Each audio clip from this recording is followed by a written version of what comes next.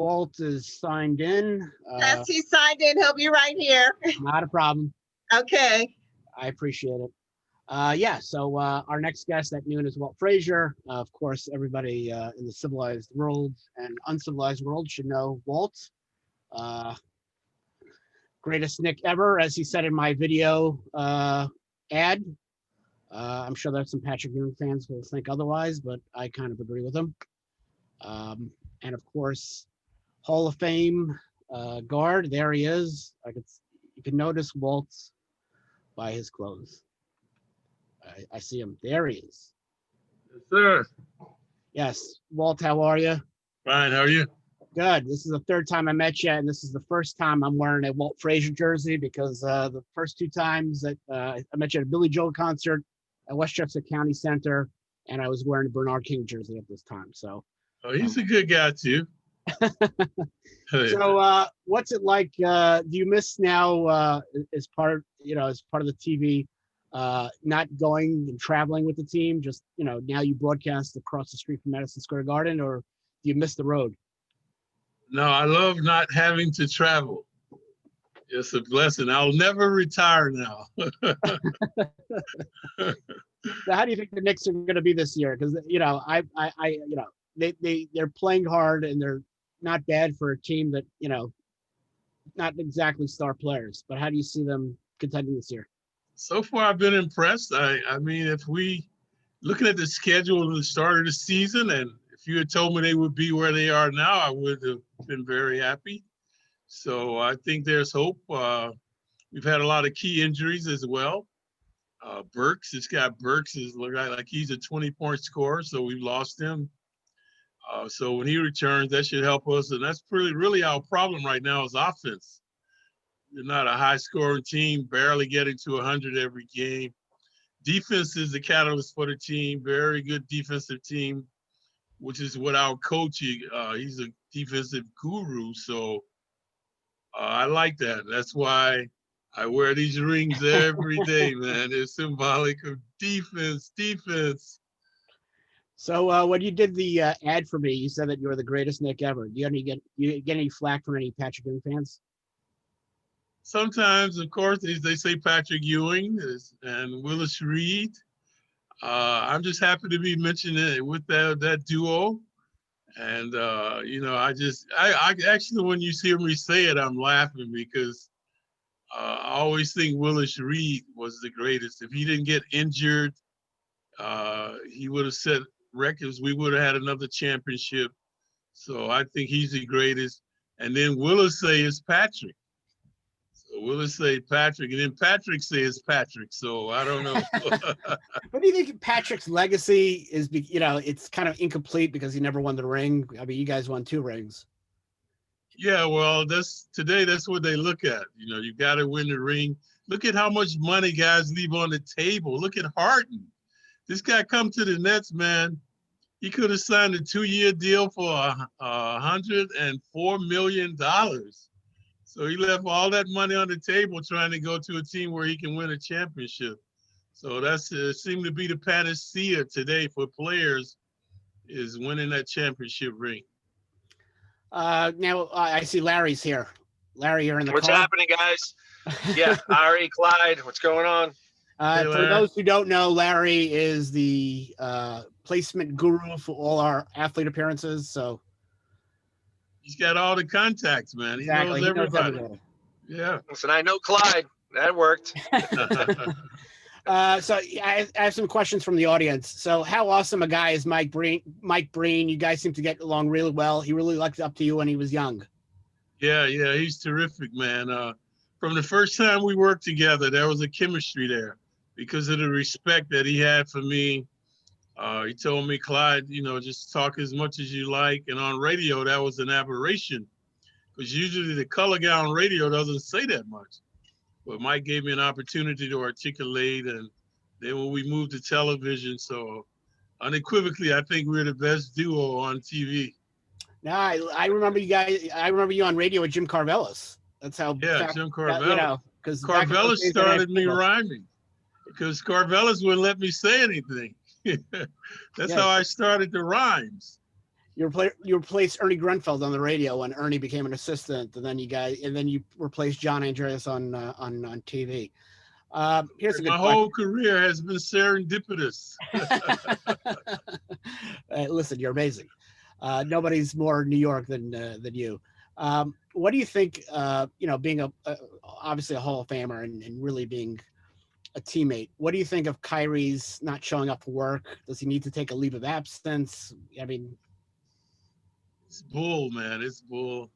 I mean, I can't relate to what guys do. I would have never wanted to play with Jerry West. I would never wanted to go to the Boston Celtics because I wanted to kick their butt. You know what I mean? I didn't want to join them. I wanted to beat them. But today you see the trios like we're talking about. Harden has joined, LeBron James, all these guys doing that. So I can't really relate to that as a player. I don't think any of the former players could with Robinson, West, Jabbar. We never had that type of stuff where we wanted to this camaraderie that the players have today to play together. And what Kyrie did is very destructive for a team. How do your teammates feel if you abandon them? Saying you do not want to play, man. Come on. We all don't want to play it sometimes. We have to fight through it. So I didn't think it was the prudent thing to do. Talk about teammates and star players. What was it like when they made the trade for Earl the Pearl? See, no one came to me. Red Holzman never came to me and say, Clyde, what do you think we're going to trade for Earl the Pearl? I read it in the paper like everybody else. Earl the Pearl was my teammate. So that's what I mean. In those days, the owners never came to you and, well, not to me. Maybe they talked to Willis, but they never relayed into their, what they were going to do with the team, their plans for the team, who they might trade or what they might do in certain situations. Why are the championship teams that you played on so loved? I mean, one of the championships happened before I was even born, but I mean, it's still to this day, 50 some odd years later. Well, now it's 50 years, over 50 years over the 70 championship. Why is that team still beloved? I mean, there was that whole documentary, the Garden of Eden, whatever that, there was the book and there was the documentary. Why is that team so still to this day beloved? Personalities on that team. You look at the guys, Senator Bradley, Rhodes Scholar, personified student athlete, Dick Barnett, the old pro, he was my idol, didn't smoke, didn't drink, always physically fit. Phil Jackson, at that time he was a hippie, but he would come on to be perhaps the greatest coach of all time. Willis Reed, the captain, he was the backbone of that team. Much of who I am today as a player, my tenacity, my sagacity, my dealing with the fans, I learned from Willis Reed. If you look at my handwriting, I copied his handwriting. He has a great handwriting. So Willis Reed had a tremendous impact on me. Dave DeBusschere, another guy who was the commissioner of different leagues, and like Bradley, one of the key players in the development of basketball. So Red Holzman, our coach who demanded that we play together. You don't play. He never saw color, always played his best players. So by doing that, he had the ultimate respect of all his players. So Clyde Frazier, I made all of those guys, man. Yeah, I made what they Nobody's more stylish than you. I mean, so it looks, when you started, why did you start dressing that certain way? It was kind of like, to me, one of my favorite movies is Shaft, the original Shaft. Where did you develop that whole look that even to this day you still carry? No, when I came into the league, the players all wore suits to the games. We used to wear suit and ties to the game. Our idols were the Miracles, the Four Tops, the Temptations. So like today, how do the guys dress? They dress like the rappers. Those are their idols. So that's how they dress. But we were like Motown. So, and then being in the Mecca, New York is the Mecca for everything, fashion, style, whatever you want. So when I wasn't playing good, I used to always go shopping. And I go back to my room and I dress up. I look in the mirror and say, well, I'm not playing good, but I still look good. So one day we were in Baltimore and I bought this wide brim hat. And the first time I wore it, everybody laughed at me. My teammates, guys on the other team, because they were wearing the the narrow brim hat like they wear today. So 2 weeks later, as fate would have it, the movie Bonnie and Clyde comes out.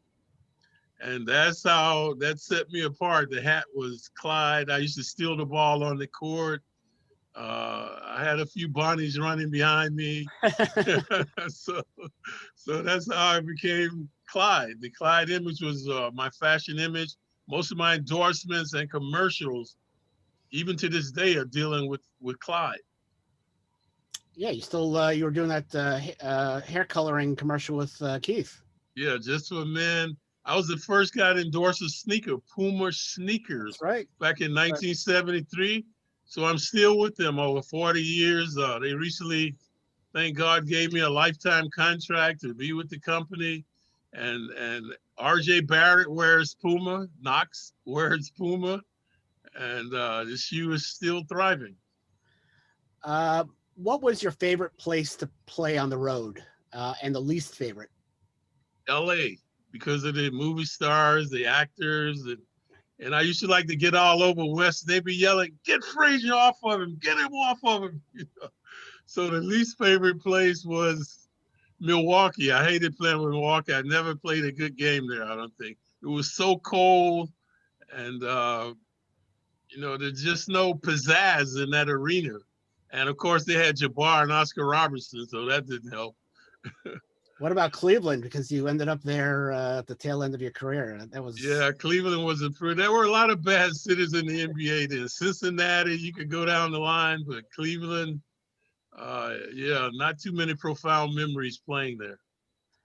What other New York athletes at the time did you hang out with? Did you ever hang out with Joe Namath? Because of course. Oh yeah, Joe's the only one making money there. He came in making a lot of money here in Bradley.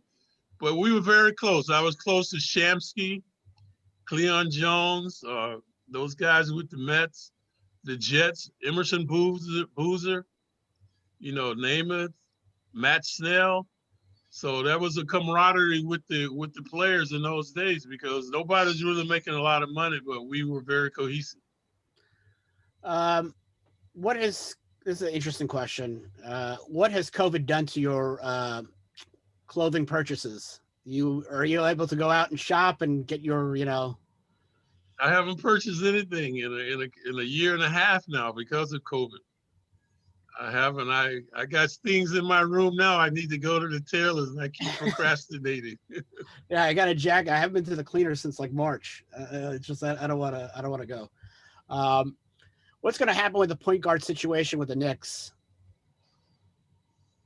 Well, I'm not coming back, so that won't happen. But I like Quickly. I think he's an unflappable backcourt guy. Doesn't seem to be bothered by pressure. He penetrates, he creates. So I think he might be the backcourt guy of the future. Smith Jr., somewhat of a disappointment.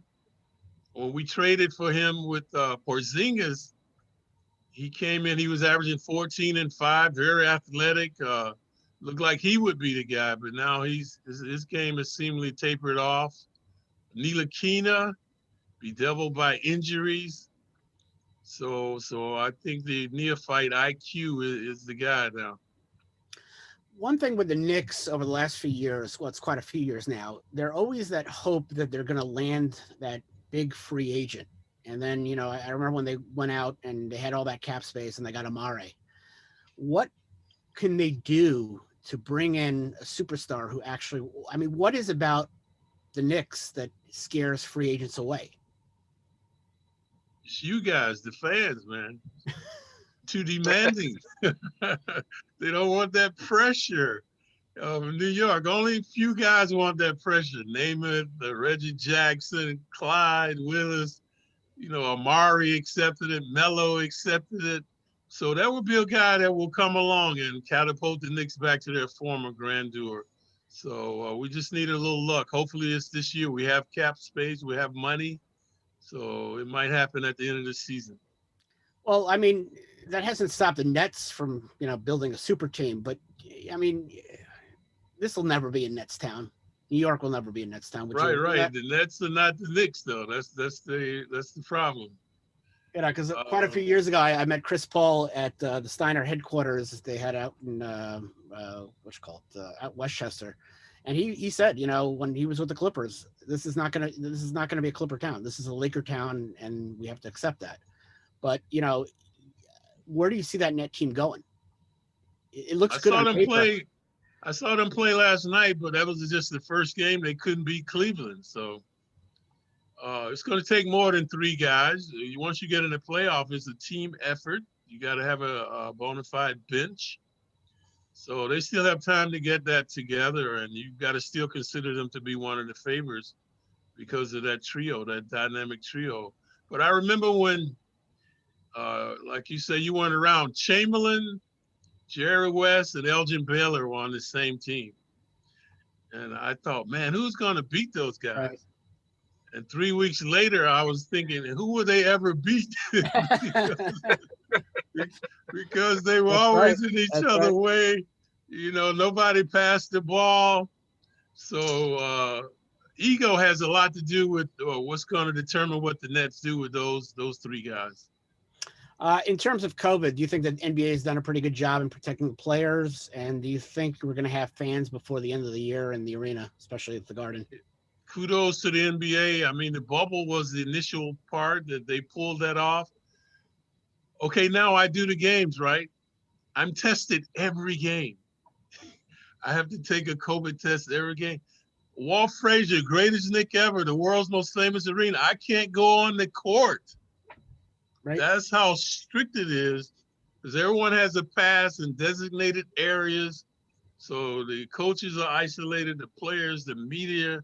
So they've done a magnificent job keeping everyone healthy. Did you watch the Jordan miniseries, The Last Dance? Yeah, I did. What did you think of it? I was surprised that Michael was so maniacal. I was like, man. Hey, this guy, he was hell bent to be one of the greatest. So you know why he made it. You think it showed Pippen in a bad light? That it was, I watched it. I didn't necessarily think that it put Pippen in a great light, but do you really think that it put him in a bad light? Because I think that's one of the criticisms. Well, I kind of knew the background with Scottie. He was Robin. You know what I mean? That's who he was.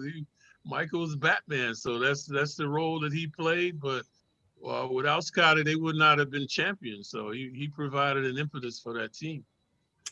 As part of the championship teams, what gets lost, I think, is forgotten about, like playing for Red Holzman, because he passed away, I think, in '98, maybe.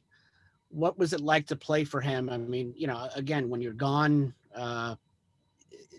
it's harder to, for people to remember what a great coach he was.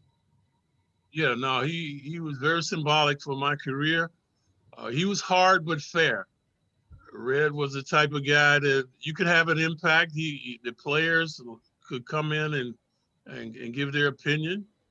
But when you're losing, you have nothing to say. He's held, but he cracks the whip. Like when we're winning, we stay downtown in Chicago and all these cities. When you're losing, he puts you out in the boondocks. You don't have any fun. He makes you practice. But he always treated us as men. We never had a curfew. My whole time on the Holzman, never had a curfew. He tell you, if you guys don't do your job, I'm going to get rid of you. I'm gonna follow you around. You know what you're supposed to do. That's why you get paid. He was like a surrogate father for me, because when I came to the team, I'm the youngest guy, Phil and I. So in those days, we had to carry the basketballs, the movie projectors. So I was always with Red and Danny Whalen. So when I started becoming Clyde, the Holzman would always say, "Hey, Clyde, you saving any money?" You see me with all the suits, you see me with the Rolls Royce. And so he became like a father figure, always telling me, you got to save for a rainy day, Clyde. Don't spend all your money. And to embellish what I'm saying, when I was inducted to the Hall of Fame in 1987, I let Red do the introduction because I thought he was so instrumental in my success. Willis, why didn't he transition? You know, natural leader on the team. Why didn't he transition as well as the head coach when he followed Red? Or was it just the team just older and? He was inflexible. The things Willis got away with as a player, he would not let you get away with as a player. He was very strict, even with me. He was like, you know, very disciplined and a different guy than I knew as a player. So I think he kind of lost the respect of some of the players because of that. Would you say that the greatest game you ever played was the Game 7 of the 70 NBA Finals? Yeah, unequivocally because of what was at stake, the championship. You know, Willis very inspirational coming out. I thought it was bullshit. He was the MVP. It should have been me. I know. I think I always talk to people about the game, and I'm like, everybody, like, he walks onto the thing. He gets the first two shots, but people forget he doesn't score again. Right, You carry the team. Would you have 36 points that game? Yeah, 19 assists. Yeah. 7 rebounds, 4 steals. I sold hot dogs at halftime. I mean, it's like I always laugh about that game because it's like, you know, it's all about, you know, Willis is laid up and they give him the shot to, you know, for his leg or whatever, and then he comes, you know, he comes walking onto the floor, gets the first two shots, and he does not score again, and somebody had to carry that team that day. Well, you know what happened, okay, Willis was the darling of the media, you know, because he had a terrific personality. He was the backbone of the team. So there was no way they were going to let a 25-year-old guy come in and be the MVP over Willis Reed. So that's me, right? I'm the Clyde. I'm only 25, just coming to the team. Willis has been the stalwart of the team all those years. So the media was not going to let that happen. And that's why they voted Willis the MVP. But if Willis didn't do what he did, I would not have had that game. Because first of all, just seeing him on the court gave all of us confidence, the Knicks. And then when he made his first two shots, the die was cast. The Lakers were psyched out. I was psyched up. So were my teammates. And, you know, the rest is history. That's how it happened. So I've never begrudged Willis for that because there were too many more positive things rather than negative things, you know, for us. Like I said, I idolized Willis. He was my idol, man. He taught me how to be tenacious, how to be a good guy off the court. So I can never forget those things. So I hold him in high esteem, even to this day. Who are your top 5 NBA players of all time? Top 5 of all time. I won't go by position. I go with Russell, Chamberlain. I go with Robertson. I have to put Michael Jordan in there, Kareem. I think those guys would be. But you know, when you say the greatest player of all time, I always say, what's the criteria? Right. Okay, if you're going by a Superman, Wilt Chamberlain is the only Superman to ever play in the NBA. You look at his records; they're hilarious. 100 points in one game. He played every minute of every game one season. The guy never came out of a game. So, you know, only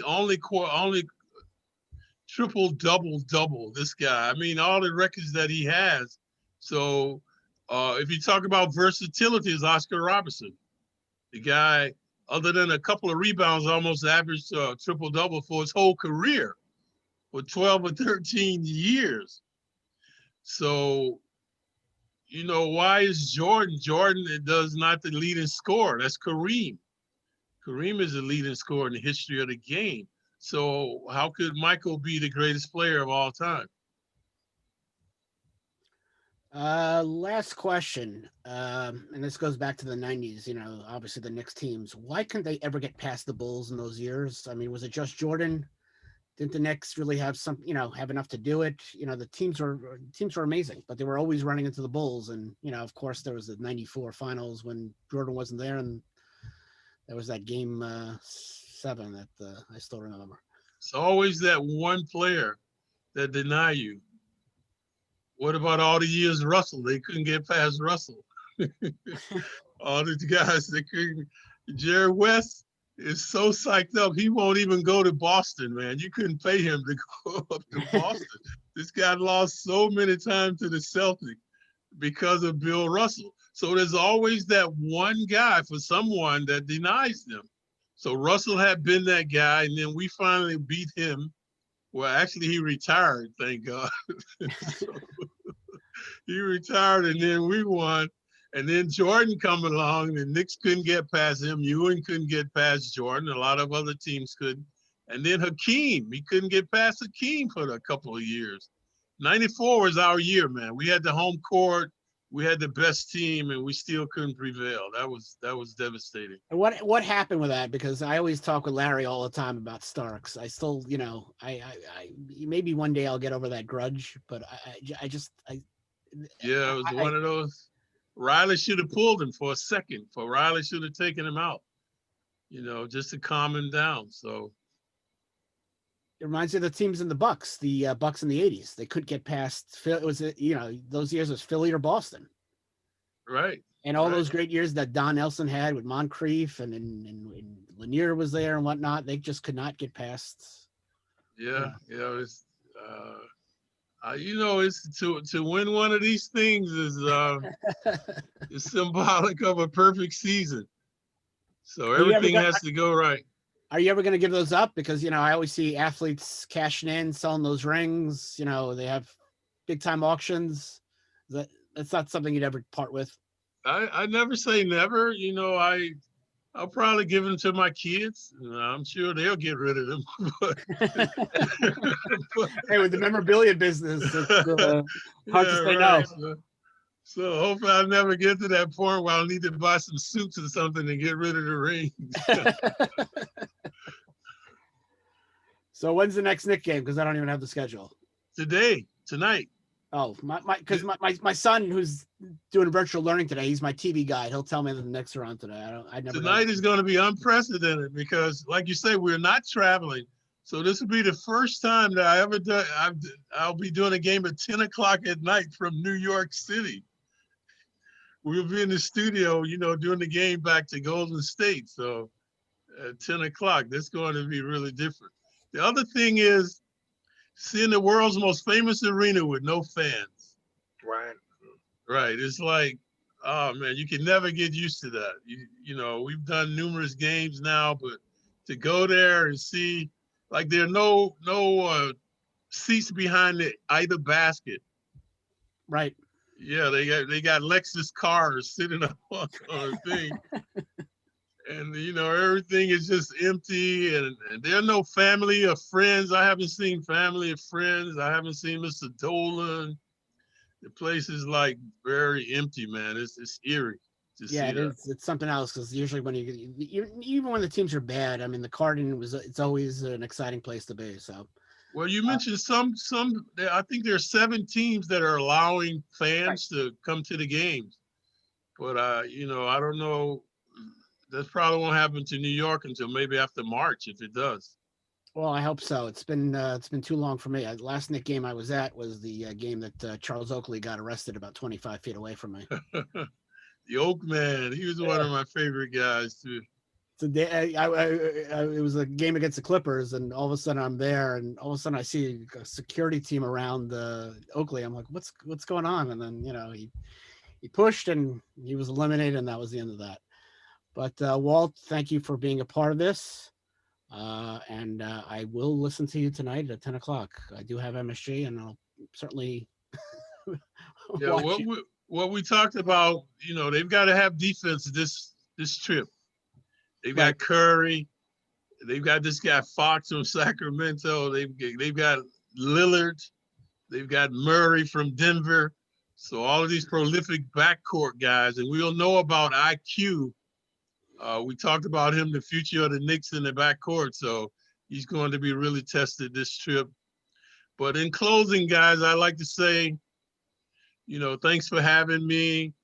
I can't believe I haven't played in over 40 years. and you guys still keep me relevant.